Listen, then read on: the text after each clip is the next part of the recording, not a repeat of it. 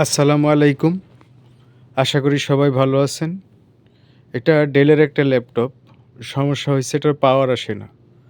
তো আমাদের কাছে যেই ভাই নিয়ে আসছে রিপেয়ার করার জন্য, উনি এটা রানিং ছিল তার কাছে। সে চালাচ্ছিল, ঠিকঠাক ছিল। তো উনি এটা কিছুদিন মাসখানেক ফেলে রাখছে। ফেলে রাখার পরে আর এটা অনও হচ্ছে না আর পাওয়ারও আসতেছে না। তো আমাদের এখানে যেসব ল্যাপটপ বা ডেস্কটপ কম্পিউটার এগুলো রিপেয়ার হইতে আসে। কাস্টমারকে যখন আমরা জিজ্ঞেস করি যে, "ভাই সমস্যা কি?" শতকরা 70% কাস্টমারের বক্তব্য থাকে এরকম যে, "ভাই আমার এটা ভালো ছিল, ঠিকঠাক ছিল। আমি বেশ কিছুদিন ফেলে রাখছিলাম, ব্যবহার করি নাই। তো আবার যখন আমি বের করলাম এটা চালানোর জন্য, তখন আর এটা অন হচ্ছে না, পাওয়ার আসতেছে না বা অনেক সময় এরকম হয় যে পাওয়ার আসতেছে, ডিসপ্লে আসতেছে না।" আসলেই কি LED TV, laptop, computer monitor, desktop computer এগুলো ফেলে রাখলে নষ্ট হয়ে যায়? এর উত্তর হবে হ্যাঁ। আসলে এসব জিনিস ফেলে রাখলে পরে আর ঠিকঠাক কাজ করতে চায় না। কারণ এগুলোর যে হার্ডওয়্যারের যে বিভিন্ন পার্টস-টার্টস থাকে ভিতরে, দীর্ঘদিন ব্যবহার না করার কারণে ওইসব পার্টসের গোড়ায় অনেক সময় আইসির গোড়ায় ফাঙ্গাস পড়ে, ময়লা পড়ে, মরিচা পড়ে। এই কারণে মাদারবোর্ড ড্যামেজ হওয়ার কারণে এগুলো আর পরে অন হইতে চায় না বা চলতে চায় না বা অন হইলেও ডিসপ্লে আসতে চায় না। তো আজকে আমি এটা খোলার পাশাপাশি আপনাদের সাথে কিছু তথ্য শেয়ার করব, যেন আপনারা সহজেই আপনাদের ডিভাইস একটু যত্ন নিলে, একটু সচেতন হইলেই কিন্তু আপনারা আপনাদের যে ডিভাইসগুলো থাকে এগুলো ভালো রাখতে পারেন, দীর্ঘদিন ইউজ করতে পারবেন এবং এগুলো যে নষ্ট হয়ে যাওয়ার যে প্রবণতা, এটা থেকে আপনারা অনেকটাই রক্ষা পাবেন।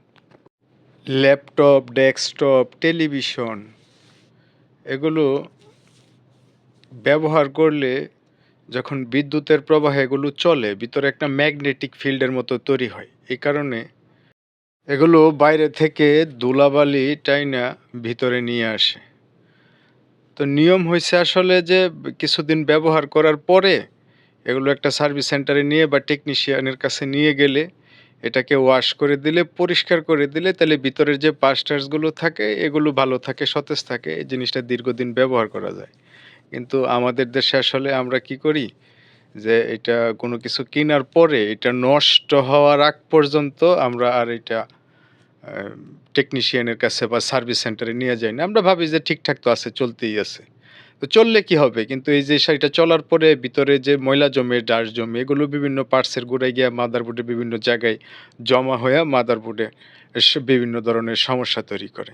এই ক্ষেত্রে আপনি যদি আপনার ইলেকট্রনিক্সের ডিভাইসগুলো ১ বছর পরে যদি সার্ভিসিং এর একটা ব্যবস্থা করেন, মানে এটা ভালো আছে, তারপরে আপনি নিয়ে গেলেন টেকনিশিয়ানের কাছে, এটা খুইলা সে ওয়াশ করে দিল, পরিষ্কার করে দিল, ধুলো-ময়লা যেগুলো ছিল, এগুলো পরিষ্কার করে দিল। এমনটা করলে হবে কি যে আপনার যে জিনিসটা আছে এটা আপনি দীর্ঘদিন ইউজ করতে পারবেন। আরেকটা ব্যাপার হইছে যে ল্যাপটপের আমরা যারা ল্যাপটপ ইউজ করি, ল্যাপটপের একপাশে দেখবেন কুলিং ফ্যান থাকে। মানে যেটা আপনার ওই সিপিইউ ঠান্ডা করার কাজে ব্যবহার হয়। তো কুলিং ফ্যানটা কি করে ল্যাপটপের এক পাশ দিয়ে এ গরম বাতাসটা বের করে দেয়। তো কুলিং ফ্যান যে বাতাসটা বের করে, এই বাতাসটা কিন্তু বাইরে থেকেই টেনে নেয় এবং টেনে নেওয়ার যে জায়গাটা থাকে, এটা থাকে আসলে ল্যাপটপের তলার দিকে। তো এটা বের করে ল্যাপটপের এক পাশ দিয়ে সাইডে দিয়ে কিন্তু বাতাসটা সে ভিতরে টেনে নেয়, ঠান্ডা বাতাস। ল্যাপটপের তলার দিকে একটু ফাঁকা জায়গা থাকে নেটের মতো। ওইটা থেকে বাতাস টেনে নিয়ে এরপরে এই ঠান্ডা বাতাসটা সিপিইউতে দিয়ে এটা যখন গরম হয় তখন এটা এক পাশ দিয়ে বের করে দেয়। তো আমরা যখন ল্যাপটপ ইউজ করি অনেক সময় আমরা বিছানার উপরে, কাপড়ের উপরে বা এমন জায়গায় ল্যাপটপটা রাখি যে এটা একেবারে মানে নিচ থেকে কুলিং ফ্যান যে বাতাসটা টেনে নিবে, এই জায়গাটা আসলে ফাঁকা থাকে না। তখন সিপিইউ ওভারহিটের কারণে অনেক সময় ল্যাপটপ হ্যাং করে, বন্ধ হয়ে যায় বা অনেক সময় পাওয়ার ডেড এ ধরনের সমস্যা তৈরি হয়। তো এটা আমরা যদি ল্যাপটপ ইউজ করার সময় যদি বিছানায় রাখি, তো আমরা নিচের দিকে যদি একটু খেয়াল করি যে জায়গাটা একটু ফাঁকা আছে বাতাস ঢোকার জন্য, ওইটার নিচে যদি কিছু দিয়ে দেই আমরা বা একটু ফাঁকা রাখি বাতাসটা ঢুকতে পারে, তাইলে দেখবেন যে ল্যাপটপ অতিরিক্ত গরম হওয়ার যে প্রবণতা এটা থাকবে না। আরেকটা ব্যাপার হইছে যে ল্যাপটপ ডেস্কটপের সিপিইউ এটা দীর্ঘদিন চলার পরে সিপিইউর উপরে আসলে ঠান্ডা রাখার জন্য যে কুলিং ফ্যান দেওয়া থাকে আর সিপিইউর মাঝামাঝি হিট সিঙ্ক এর মাঝে এক ধরনের পেস্ট দেওয়া থাকে যেটা তাপমাত্রা কমাইতে সিপিইউর হিট কমাইতে সাহায্য করে। তো এটা আসলে ১ বছর ১.৫ বছর ইউজ করার পরে এটা অনেকটা শুকায়া যায়।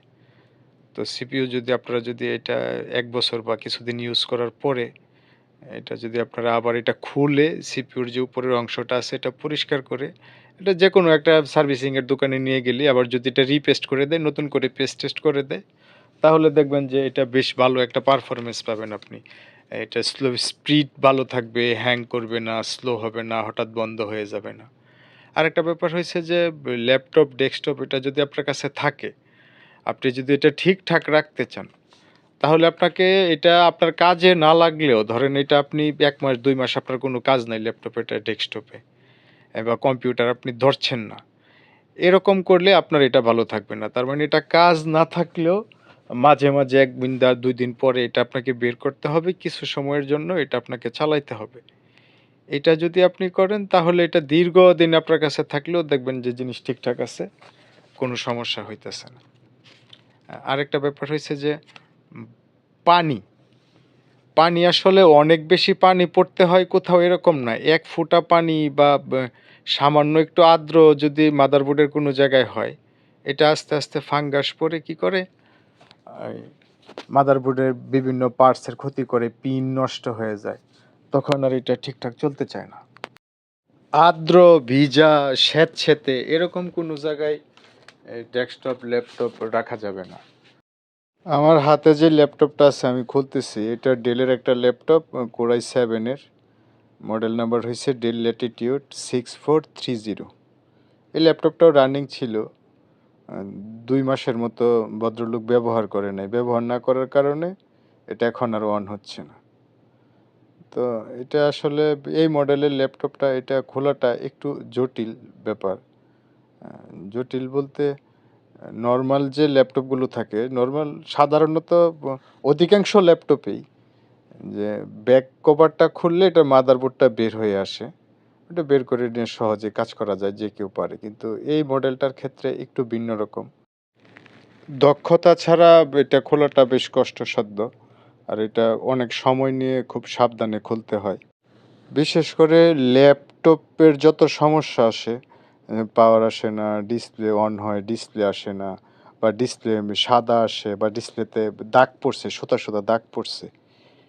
এই ধরনের সমস্যাগুলো যখন কাস্টমার নিয়ে আসে, কাস্টমারকে জিজ্ঞেস করি যে, "ভাই কি হইছে ল্যাপটপের বা কিভাবে কি হইছে?"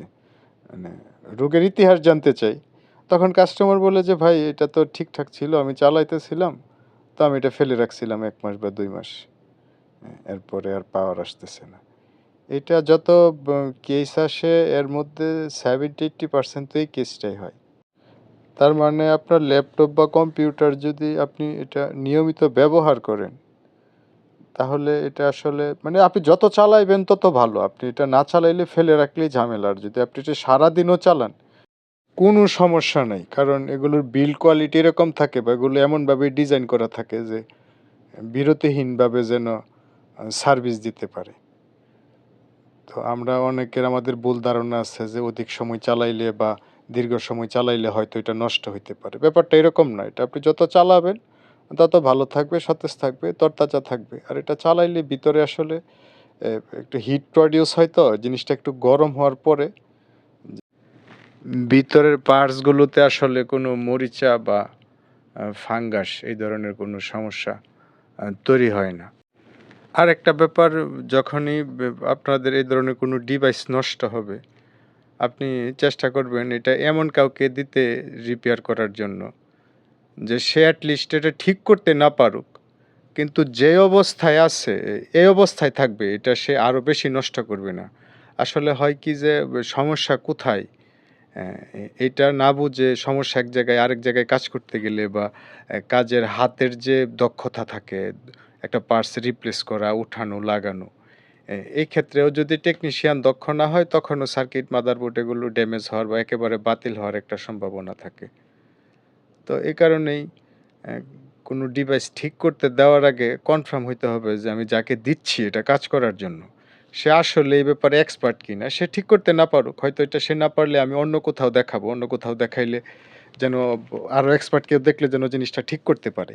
কিন্তু আমার যদি অবস্থা এরকম হয় যে আমি এটা যে অবস্থায় ছিল, এটা কাউকে দেখাইলাম, দেখানোর পরে এটা আরো অবস্থার আরো অবনতি হইছে। এরকম ঘটনা কিন্তু আমাদের সাথে প্রায়ই ঘটে যে আমরা হয়তো এক সমস্যার জন্য দিছি, এটার আরো সমস্যা তৈরি হইছে। পরে এটা আর ঠিক করার মতো অবস্থায় নেই।